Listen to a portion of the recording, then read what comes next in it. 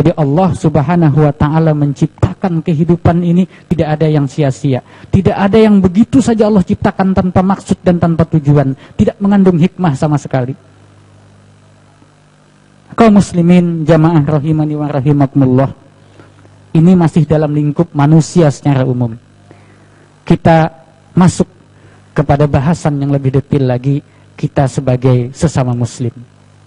Sebagaimana saya katakan di awal pembukaan tadi, bahwa salah satu nikmat yang paling besar yang Allah anugerahkan kepada kita adalah ketika kita dijadikan oleh Allah Subhanahu wa ta'ala sebagai orang yang beriman, yang mana konsekuensi dari keimanan ini adalah dipersaudarakannya kita antara satu dengan yang lainnya. Dan ini merupakan persaudaraan yang sejati, persaudaraan yang hakiki, yang akan tetap bertahan baik ketika kita hidup di dunia ini, bahkan sampai nanti di akhirat ketika kita sudah menghadap Allah Subhanahu wa ta'ala. Bukankah Rasulullah SAW mengatakan, al-muslimu akhul muslim, orang yang muslim itu bersaudara dengan muslim yang lainnya. Orang mukmin itu bersaudara dengan orang mukmin yang lainnya.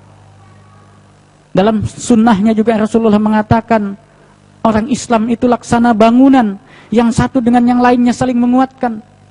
Oleh sebab itulah jamaah rahimani wa rahimakumullah, keragaman kita, apakah itu keragaman mazhab, keragaman budaya dan lain sebagainya, ketika kita sudah diikat dengan akidah, ketika rukun iman kita sama, rukun Islam kita sama, maka kita sudah diikat dalam ikatan keislaman, ikatan keimanan yang harusnya menyatukan antara hati kita dengan hati saudara kita.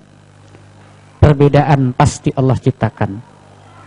Ketidaksamaan adalah suatu keniscayaan dalam kehidupan umat manusia, termasuk kehidupan beragama. Sebagaimana kita lihat di zaman sekarang ini, berbagai macam kelompok, ya, berbagai macam mazhab sudah mulai eksis di tanah air ini.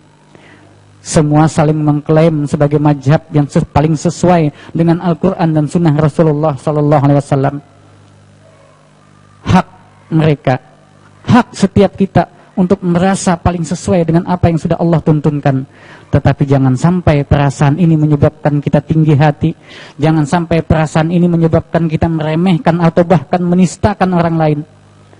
Karena sesungguhnya menistakan orang lain, meremehkan orang lain, merendahkan orang lain merupakan bagian dari akhlak yang tidak sesuai dengan tuntunan agama Islam.